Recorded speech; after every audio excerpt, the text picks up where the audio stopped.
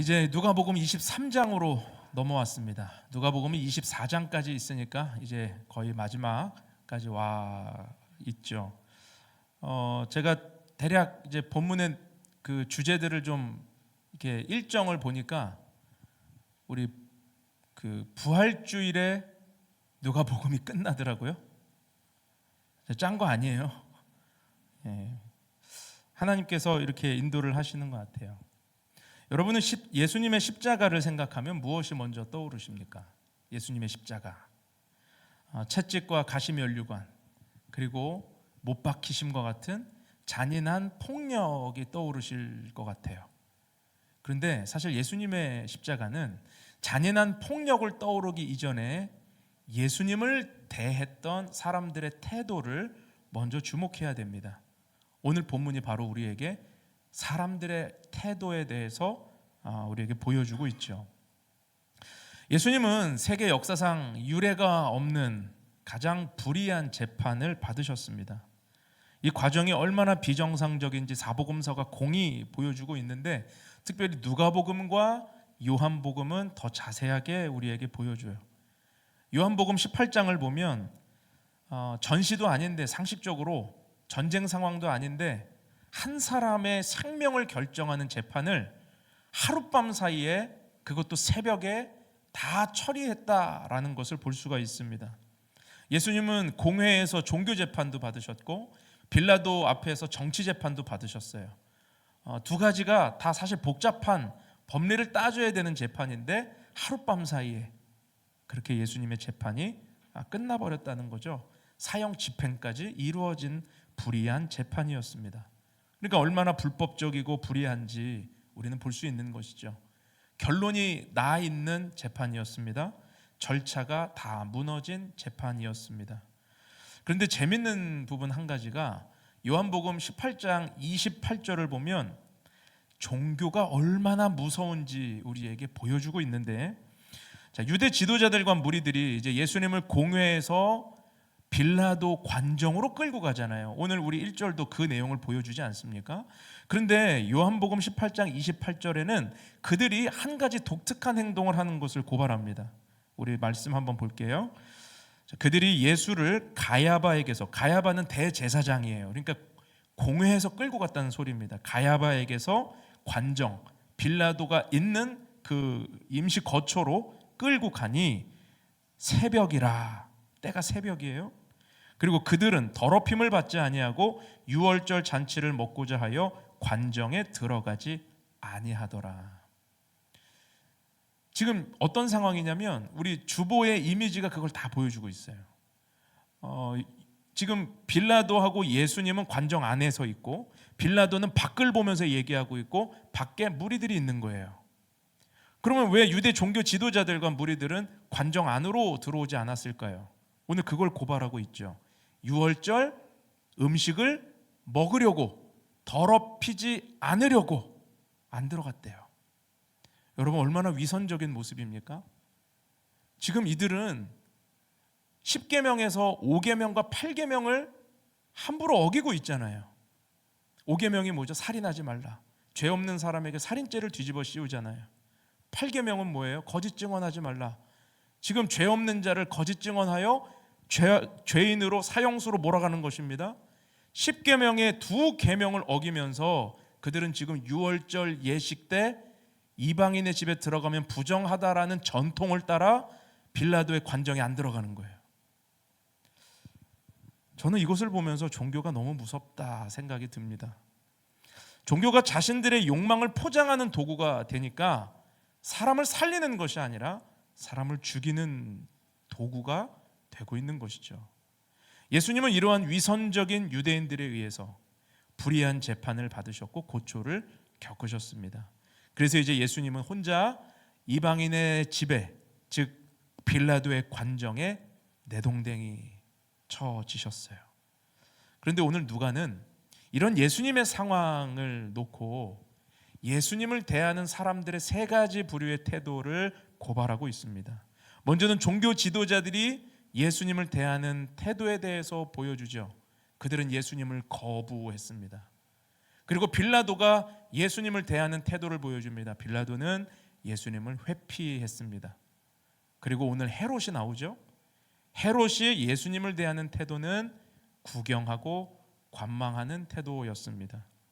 누가는 이 세 가지 태도를 우리에게 보여주면서 우리에게 질문하고 있습니다. 당신은 예수님을, 말씀을, 진리를 어떤 태도로 대하고 있는가? 여러분, 믿음은 결국 예수님을 대하는 태도에서 결정나는 것입니다. 말씀을 내가 어떻게 대하고 있는가, 내가 하나님을 어떻게 대하고 있는가가 나의 믿음을 드러내는 것이죠. 예수님을 대하는 태도가 곧 나의 믿음이고요, 하나님의 말씀을 대하는 태도가 곧 나의 믿음이고, 예배를 드리는 나의 태도가 곧 나의 믿음을 보여주는 것이기 때문입니다. 여러분, 우리의 태도는 어떻습니까? 말씀 앞에, 예수님 앞에 오늘 우리의 신앙을 돌아보면서 나는 주님이 기뻐하시는 바른 태도를 가지고 있는가 돌아보면서 오늘 하나님의 은혜를 경험할 수 있기를 축복합니다.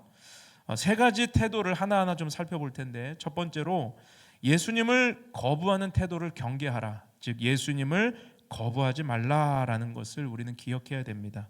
오늘 본문 1절을 보니까요, 무리가 다 일어나 예수를 빌라도에게 끌고 갔다 그러죠. 무리가 다 일어났다라고 하는 것은 그들은 확신을 가지고 일어난 거예요. 어떤 확신이요? 이제 예수를 사형 선고를 받게 할 충분한 증언도 받았고 증거도 있다, 이제 이런 거예요. 공회는 예수님의 사형을 확정했습니다. 남은 건 집행뿐이에요. 그럼 자기들이 집행을 하면 되지 왜 빌라도를 앞에 데려갈까요?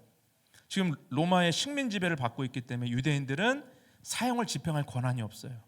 그래서 빌라도의 힘이 필요해요. 빌라도의 권세가 필요해요. 그래서 지금 로마 총독이었던 빌라도에게 찾아갑니다. 그러니까 그들의 지금 요구는 뭐냐면, 우리는 결론을 이미 내렸고 당신은 도장만 찍으면 된다라고 지금 빌라도 앞에 압박하러 간 겁니다. 그런데 1절에서 무리라고 하잖아요. 무리. 이 무리는 어떤 무리죠? 종교 지도자들에게 선동당한 무리입니다. 무리의 수가 오늘 나오지 않지만 사도행전 2장에는 대략 가늠이 돼요. 이 무리는 누굽니까? 오순절날 베드로의 설교를 듣고 마음이 찔려서 우리가 어떻게 할꼬? 그때 베드로가 회개하라. 그 회개를 통해 3,000명이 회개하여 구원받게 되었다라는 기록이 나오는데, 그때 그 무리가 이 무리예요. 이들은 약 3,000명이나 되는 선동당한 무리들이 예수님을 십자가에 못 박기 위해서 지금 로마 총독 빌라도 관정 앞에 들어가지 않고 밖에서 아우성을 치면서 고발을 하며 소리치고 있었다는 것이죠. 근데 이들이 고발하는 내용이 세 가지입니다. 백성을 미혹했다, 세금을 바치지 못하게 만들었다, 예수가 자칭 왕이라고 떠들었다라는 거예요. 근데 왜 이 세 가지를 추려서 그렇게 했을까요? 프레임을 씌우는 거죠. 예수님에게 혹세무민의 프레임을 씌우고요, 조세고부의 프레임을 씌우고, 그리고 반역자 프레임을 씌우는 것입니다. 왜 이 세 가지가 중요하냐면 로마가 긴장하는 죄목이기 때문에, 로마가 자극받는 죄목이기 때문입니다. 그리고 빌라도가 이 세 가지를 들으면 반응하지 않을 수 없는 아주 민감한 사항이기 때문에 그래요. 빌라도는 유대인들에게 관심 없습니다. 빌라도는 성경에 관심 없어요. 종교적인 거 관심 없어요. 빌라도가 관심 있는 건 바로 이 세 가지입니다. 백성들이 소요가 일어날까 두려운 거예요. 그리고 세금의 문제가 생길까 봐 두려운 것이고, 그리고 반역자가 나타날까 봐 두려운 거예요. 자기 통치 기간 중에는 아무 일도 일어나면 안 되는 것입니다. 그런데 지금 예수가 그런 자라고, 위험한 자라고 무리가 소동을 일으키고 있으니까 지금 빌라도는 긴장하지 않을 수 없었던 것이죠. 그런데 이 세 가지 죄목이 바로 십자가형에 해당하는 죄목이었습니다. 빌라도는 예수님을 반역자라, 위험하다 고발하는 무리의 소리를 듣고 이제 예수님을 신문하기 시작합니다. 그런데 예수님을 신문했는데 몇 마디 물어보지 않았지만 곧 예수님이 죄가 없다라는 걸 알게 되었어요. 그리고 오늘 5절 말씀 보면, 4절 말씀에 보면 그에게서 죄를 찾을 수 없다, 자기가 인정을 하는 장면이 나오지 않습니까? 자, 그러면 위험한 사람도 아니에요. 반역을 저지를 만한 죄가 없다라는 걸 자기도 알았습니다. 그러면 풀어주면 되잖아요. 근데 풀어주지 않죠. 왜 풀어주지 않습니까? 밖에서 3,000명이나 되는 무리가 아우성을 치고 있기 때문에, 그들의 요구에 반하는 결정을 하면 밀란이 일어날 조짐이 보였기 때문에 빌라도는 그들을 두려워해서 결정을 하지 않습니다. 여러분, 여기서 유대 종교 지도자들과 무리들이 밖에서 거칠게 소리 지르고 있는, 예수를 못 박으라, 예수를 죽이라, 예수는 위험한 자다라고 지금 거부하고 있는 모습을 주목해 보시기 바랍니다. 이들은 왜 이렇게 거부하는 것입니까? 진리를 몰라서가 아니라 진리가 불편하기 때문이에요. 예수의 능력을 보지 못해서가 아니라 예수님의 능력에 환호했던 무리였는데, 그들은 예수의 능력을 부인하는 것이 아니라 불편함으로 받아들이고 있기 때문입니다. 자기들의 기득권이 무너질까 봐 불편하게 받아들이고 있는 것이죠. 예수님이 자기들의 기득권을 흔들었다고 생각하니까 예수를 제거하려고 하는 것입니다. 그들은 종교 지도자들의 선동에 의해서 예수를 필요 없는 자로, 위험한 자로 둔갑시켜 버렸어요. 왜 이런 현상들이 일어날까요? 여러분, 진리를 사람들이 거부하는 이유는 언제나 자기 중심성 때문입니다. 신앙에도 마찬가지예요. 자기 중심성이 강한 사람은 하나님의 말씀이 들려도 그 진리 앞에 반응하지 못합니다. 순종하지 못합니다. 내 안에 왕좌를 내가 꿰차고 있는 사람은 말씀 앞에 서지 못합니다. 그리고 말씀을 밀어내고 거부하게 된다는 것이죠. 열왕기상 22장에 보면 북이스라엘의 가장 악한 왕이었던 아합이 나옵니다. 그런데 아합이 어느 날 그 아람과 전쟁을 하기 위해서 남유다의 여호사밧하고 동맹을 맺어서 함께 싸우자고 제안을 해요. 근데 여호사밧은 하나님의 사람이고 기도하는 사람이었거든요. 자기한테는 감동이 없는 거예요, 전쟁에 대한. 그래서 아합한테 물어봐요. 선지자가 있으면 물어보고 하나님의 뜻을 밝히 물어보자. 아합이 내키지 않았지만 뭐 그렇게 얘기하니까 400명의 선지자를 모아서 전쟁을 할지 말지를 물어보게 합니다. 요식행위였어요. 왜냐하면 그 400명의 선지자는 평소에 아합에게 좋은 말만 해주는 거짓 선지자였거든요. 아합이 그들에게 예상대로 전쟁에 나가면 승리한다는 말을 듣습니다. 그래서 여호사밧한테 얘기하는 거예요. 자, 들었지? 이제 우리 나가면 돼. 그런데 여호사밧이 이 400명 말고 또 다른 사람은 없습니까? 다른 선지자는 없습니까? 그제서야 아합이 미가야라는 선지자가 있는데 그는 나에게 평소에 좋은 말을 안 해준다는 거예요. 그래서 여호사밧이 그래도 그에게 물어보라고 이야기하죠. 아합이 내키지 않았지만 물어봐요. 그런데 미가야는 역시나 하나님의 뜻이 아님을 명확하게 밝히고 하나님의 메시지를 전합니다. 자, 그럼 아합이 하나님의 말씀을 받았으면 어떻게 반응해야 됩니까? 거기에 순종하고 자기의 마음을 바꿔야 되죠. 왜냐하면 아합도 이스라엘의 왕이니까, 그가 우상 숭배를 하는 사람이지만 하나님을 모르는 자가 아니니까 하나님의 선지자가 말씀을 줬다면 반응을 해야 되지 않습니까? 그런데 아합은 미가야를 옥에 가둬버려요. 그리고 자기 뜻대로 전쟁을 하게 됩니다. 여러분, 왜 이런 현상이 일어나게 될까요? 아합 안에 있는 자기중심성, 하나님의 말씀보다 우선하는 자기중심성이 너무나도 강했기 때문에 하나님의 율법보다, 하나님의 말씀보다, 하나님의 사람보다 자기중심적인 선택을 하게 되더라는 거죠. 이게 거부하는 것입니다. 여러분, 우리 내면은 어떻습니까? 우리는 예배를 드리면서 말씀을 들을 때 여러분 안에서 어떤 역사가 일어나고 있습니까? 말씀에 순종하며 그 말씀에 어떻게 따를까를 고민하는 자리에 서십니까? 아니면 말씀을 거부하고 밀어내고 내가 판단하고 말씀을 결정하는 자리에 서 있으십니까? 거부는 거창하게 시작되지 않습니다. 거부는 작은 불순종으로 시작되고요, 작은 합리화로 시작되고 작은 미움으로 시작된다는 거죠. 그러다가 어느 순간 마음이 굳어져요. 내 안에 욕심이 말씀을 누르고 거부하게 됩니다. 여러분, 말씀을 들을 때 순종할 마음으로 받을 수 있기를 주님의 이름으로 축복합니다. 말씀을 들을 때 피할 논리를 방어적으로 들으면 신앙생활을 오래 해도 변화가 없고요, 은혜를 받지 못하고요, 말씀이 들리지 않아요. 내 안에 자기중심성이 강해서 말씀을 거부하고 있다면 오늘 그 왕좌에서 내려와 주님 앞에 내려가서 주님의 말씀을 온전히 받을 수 있는 저와 여러분이 될 수 있기를 축복합니다. 두 번째는 예수님을 회피하지 말라는 것입니다. 자, 이제 빌라도가 예수님을 어떻게 대했는지에 대한 태도를 볼 텐데, 빌라도가 이제 3,000명이 밖에서 막 소리를 치니까 예수를 못 박아라 못 박아라 하니까 그들의 말을 듣지 않을 수가 없는데, 듣다 보니 어떤 중요한 정보 하나를 딱 캐치를 해요. 그게 5절 말씀에 나와요.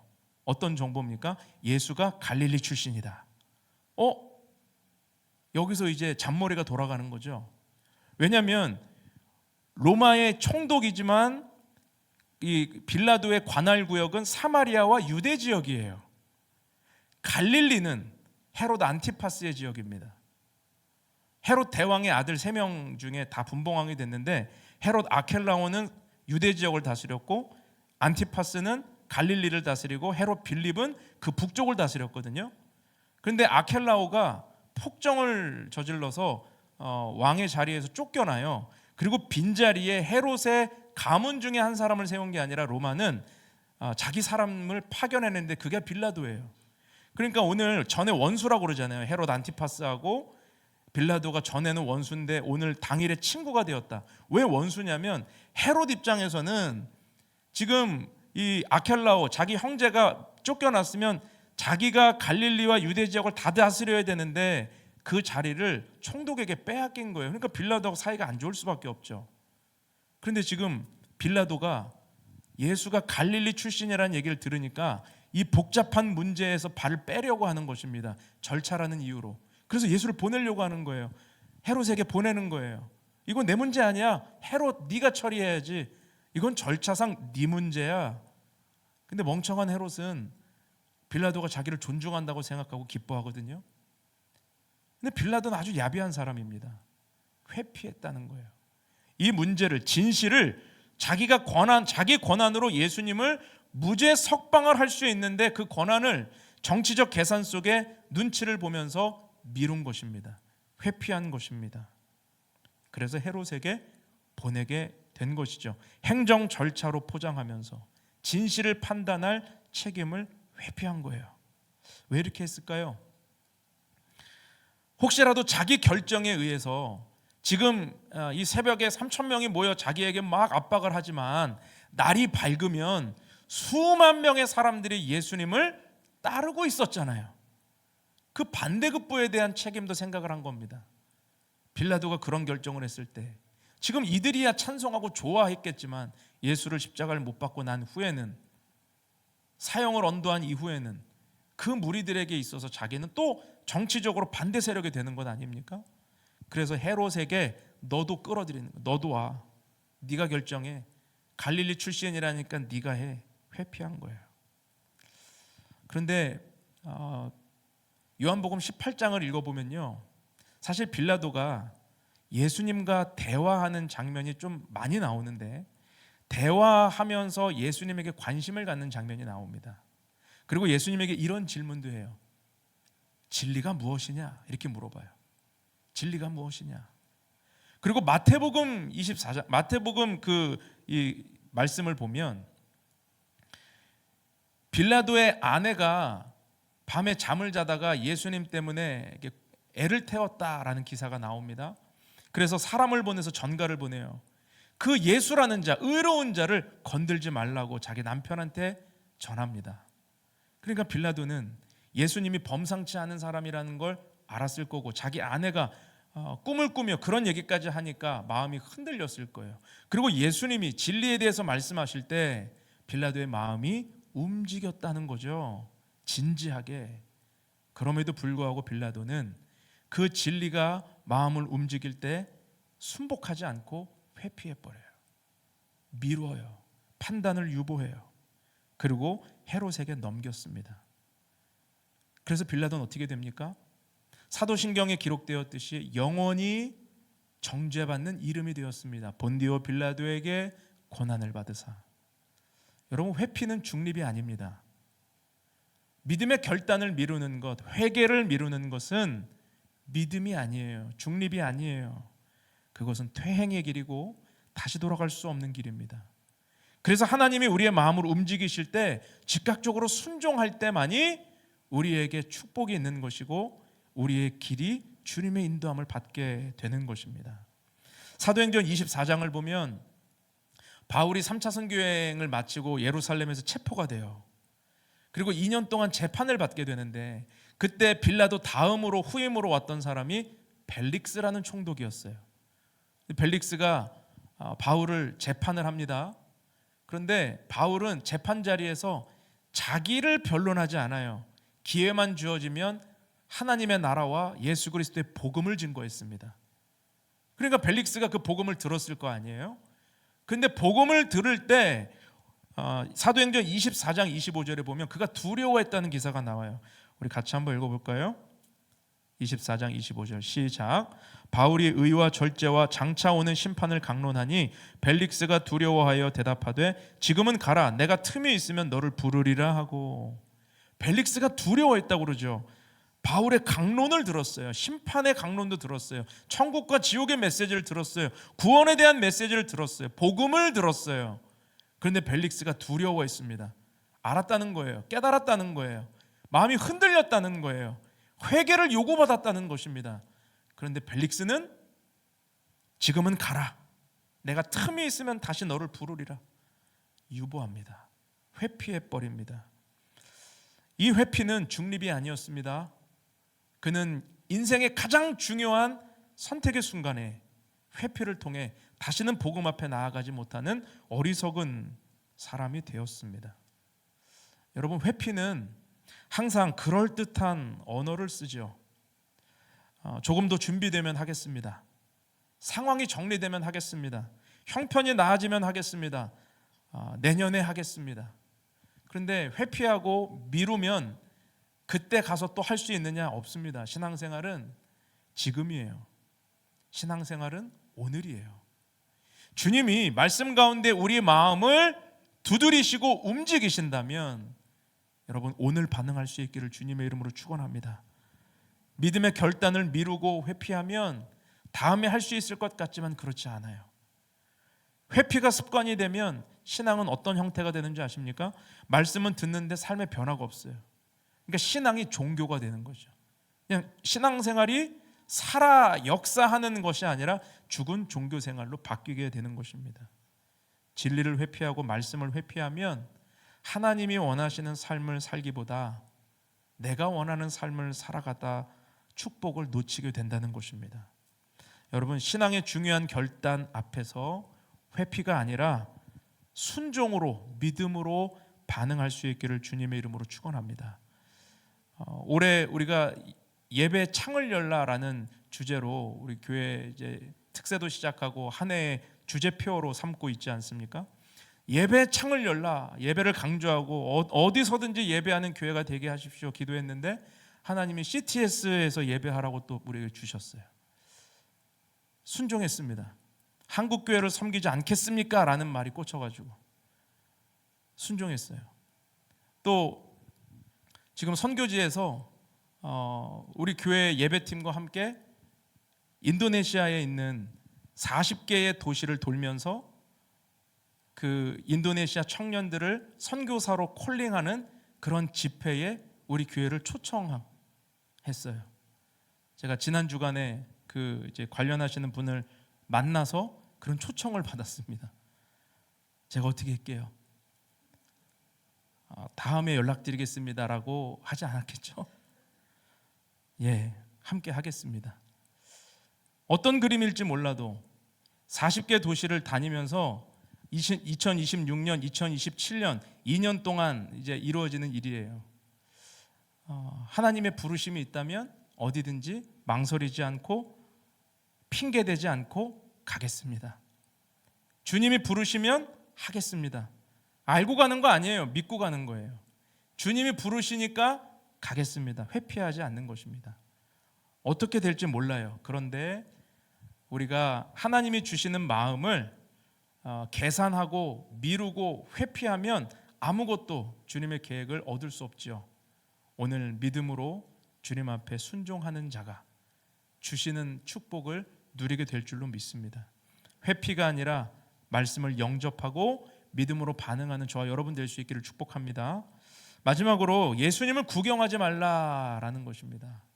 이제 마지막 오늘 헤롯이 예수님을 어떻게 대하는지에 대한 태도가 나오죠.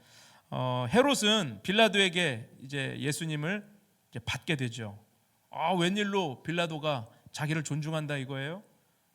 갈릴리 출신이라고 하니 네가 먼저 판단하라 이렇게 받으니 얼마나 이 서로가 평소에 원수였는데 당일에 친구가 되었다는 12절 말씀처럼 헤롯이 좋아한 거예요. 그런데 헤롯이 좋아하는 이유는 자기가 빌라도에게 존중을 받았다는 것보다 뭐 때문입니까? 오늘 8절 말씀을 보면 뭐 때문이에요? 예수를 만나고 싶었는데 뭐 때문에? 그가 기적을 행하는 것을 보기 위해서. 그러니까 헤롯의 목적은 예수님을 기적 쇼를 행하는 자로 지금 바라보고 있는 거예요.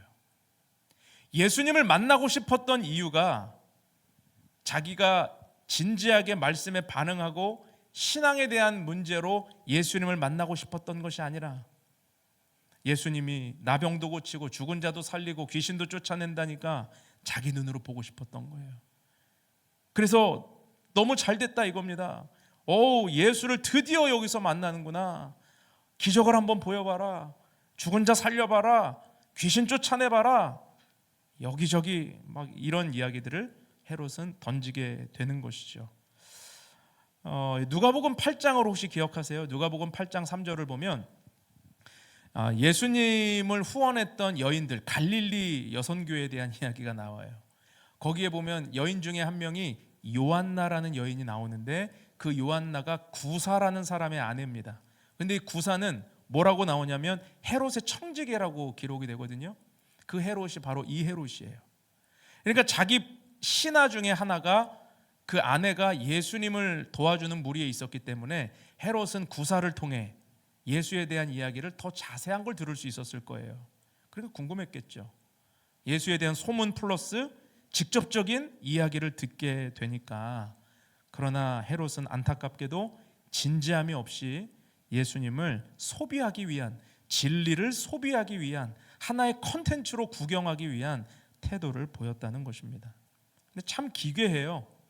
예수님은 지금 아마 헤롯 앞에 오셨을 때 이미 밤새 괴롭힘을 당하셨기 때문에 만신창이었을 거예요.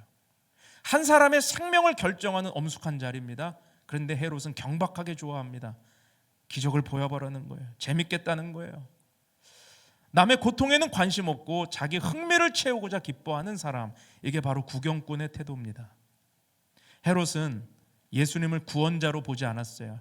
하나님의 아들로 보지 않았어요. 회개할 주님으로 대하지 않았어요. 그에게는 예수님이 그저 흥미로운 존재, 기적을 행하는 존재, 신기한 구경거리에 불과했습니다. 이것이 바로 구경입니다. 여러분, 신앙을 구경으로 만들면 예수님은 더 이상 내 삶의 왕이 아니십니다. 내 흥미를 채우는 대상이 되고요, 신앙을 구경으로 만드는 순간 순종이 아니라 소비가 되는 것입니다. 그래서 9절을 한번 보세요. 헤롯이 여러 말로 물었으나 뭐라고 그러죠? 예수님은 아무 말도 대답하지 않으셨어요. 그래도 빌라도에게는 대화를 좀 하셨습니다. 근데 헤롯 앞에서는 그 어떤 대답도 반응도 하지 않으시고 침묵하셨습니다. 예수님의 침묵이 곧 메시지죠. 어떤 메시지입니까? 진리를 소비하려는 태도 앞에서는 침묵하신다는 거예요. 회개할 마음이 없는 호기심 앞에서는 주님은 아무런 역사도 행하지 않으신다는 것입니다. 헤롯은 결국 예수를 희롱하고 빛난 옷을 입혀서 다시 빌라도에게 보냈습니다. 여기서 누가는 역사의 아이러니를 한 문장으로 정리하죠. 그들이 원래는 원수였지만 당일에는 친구가 되니라. 예수님을 조롱하는 일에, 진리를 공격하는 일에는 원수끼리도 손을 잡고 이해관계가 통하는 세상의 아주 어두운 모습을 우리에게 보여줍니다. 예수님을 구경하는 태도, 여러분 우리의 믿음을 한번 돌아보시기 바랍니다. 여러분 우리의 신앙은 구경신앙입니까? 참여하는 신앙입니까? 신앙생활 가운데 가장 힘들어지는 지점이 바로 이 부분이죠. 같은 말씀을 들어도 참여하는 자가 있고 관망하는 자가 있습니다. 같은 예배를 드려도 동참하는 자가 있고 예수님의 제자 되기를 헌신하는 자가 있고 관망하는 자가 있습니다. 여러분 그런데 구경은 우리의 믿음을 갉아먹는 암초와 같은 거예요. 주님은 우리를 관객으로 부르지 않으셨어요. 주님은 우리를 행동하는 제자로 부르신 줄로 믿습니다. 말씀을 들었으면 그 말씀을 붙들고 삶에서 변화의 역사를 살아가야 되는 것입니다. 그런데 많은 사람들이 예배를 어떻게 오해하죠? 보는 것으로 오해합니다. 예배를 본다라고 표현합니다. 여러분 예배는 보는 게 아니에요. 말할 때 예배 봤어? 예배 봤어? 이렇게 말하시면 안 돼요. 예배 드렸어요. 예배를 드리는 거죠. 하나님은 우리 예배를 받으시는 분이시고. 그런데 많은 사람들이 예배를 봅니다. 예배를 보니까 어떤 문제가 있어요? 관망해요. 구경해요. 그래서 예배가 하나의 소비되는 콘텐츠로 전락을 해버려요. 그러니까 예배 가운데 결단이 없고 하나님 앞에 드리는 헌신이 없고 회개가 없고 눈물이 없는 것 아닙니까? 여러분 오늘날 우리의 예배를 돌아보시기 바랍니다. 어느 순간 내가 예배를 판단하는 구경꾼으로 머물러 있지는 않는가? 오늘 예배 좋았어. 오늘 예배 너무 좋았어. 오늘 예배는 별로였어. 오늘 예배는 마음이 좀 그렇던데. 전부가 내가 주인이 되어서 예배를 내가 판단하고 있지 않는가? 여러분 헤롯의 영성이 바로 구경꾼의 영성이죠. 자칫 잘못하면 우리의 믿음이 이렇게 전락할 수 있어요. 여러분 그러나 우리는 관객이 아니라 주님이 우리를 부르실 때 동참하는 자로, 주님의 제자로, 행동하는 주님의 사람으로 우리를 부르신 줄로 믿습니다. 마태복음 7장 6절에서 예수님은 산상수훈 가운데 이런 말씀을 주셨어요. 거룩한 것을 개에게 주지 말며 너희 진주를 돼지 앞에 던지지 말라. 그들이 그것을 발로 밟고 돌이켜 너희를 찢어 상하게 할까 염려하라. 무슨 말입니까? 오늘 헤롯이 바로 이런 자였다는 거예요. 진리이신 예수님의 눈앞에 계심에도 불구하고 그는 돌이키지 않습니다. 구경합니다. 관망합니다. 여러분 우리가 하나님의 말씀을 들을 때, 예배를 드릴 때 온전히 예배자로 하나님이 기뻐하시는 자리에 설 수 있기를 주님의 이름으로 축원합니다. 구경신앙이 되는 것을 오늘 경계하시기를 바랍니다. 감동만 받고 끝나는 신앙이 아니라 삶에서 결단함으로 하나님의 나라를 위하여 동참하는 자 될 수 있기를 축복합니다. 오늘 말씀을 맺겠습니다. 여러분 오늘 본문은 인간의 어리석음을 드러내는 장면이죠. 유대 지도자들은 예수님을 거부했습니다. 빌라도는 예수님을 회피했습니다. 헤롯은 예수님을 구경했습니다. 여러분 우리는 이 세 가지 태도에 그 어느 것도 해당되지 않게 되기를 축복합니다. 오늘 주님이 우리를 부르실 때, 우리에게 말씀하실 때 나는 주님의 제자입니다. 주님의 말씀 앞에 순복합니다. 주님 말씀 앞에 동참하는 자 되기를 원합니다. 이렇게 고백하며 뜨거운 믿음으로 주님 앞에 나아가는 저와 여러분이 될 수 있기를 축복합니다. 우리 함께 기도하겠습니다.